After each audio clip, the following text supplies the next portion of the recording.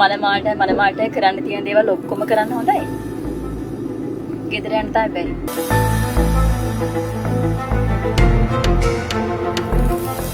නිසල්. මට වෙඩින් එකට කලින් ආයෙ ගමේ යන්න ඕනේ. ඒ විදියට කමක් නැද්ද විලා?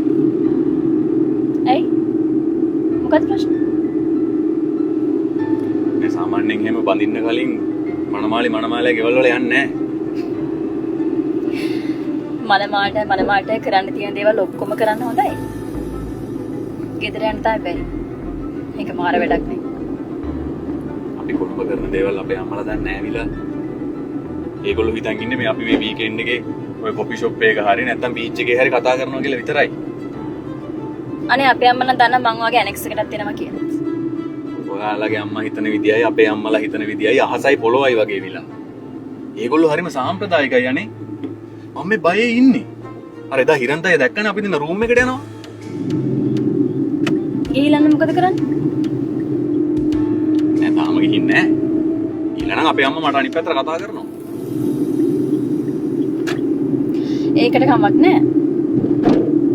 මට ගමේ ගිහින් දවස් දෙකක් ඉඳලා එන්න ඕනේ. ඒක කරන්න ටිකක් අමාරු වැඩක් විලා. මං ගෙදර නැවතුනොත් ප්‍රශ්න වෙන්නේ. මාව වෙන ගෙදරක නවත්තන්න.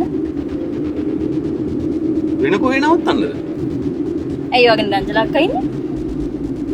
මාව එහෙ නවත්තන්න. ප්‍රශ්නයක් නෑනේ. ඔයා කියලා තියෙනවා එයා හරි හොඳයි කියලා.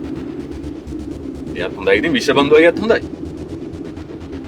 ප්‍රශ්නේ තියෙන්නේ ඉතින් ඔයා එහෙ ඉන්නකොට අපේ අම්මලා දැනගනි. කමන්න.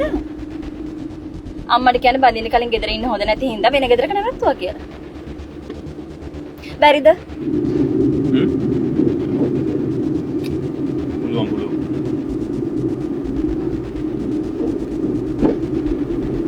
ඇවිල්ලා වැඩක පානවා අපි ගම යන්න හිතුණා.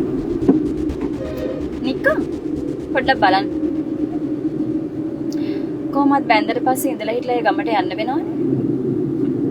ඔව් ඒක ඇත්ත. අපිට ඉතින් බබෙක්ගේම හම්බෙන්න ඉන්නකොට ඔයාලට නිවාඩු දාලා ගමේ තමයි ඉන්න වෙන්නේ. ඒකනේ.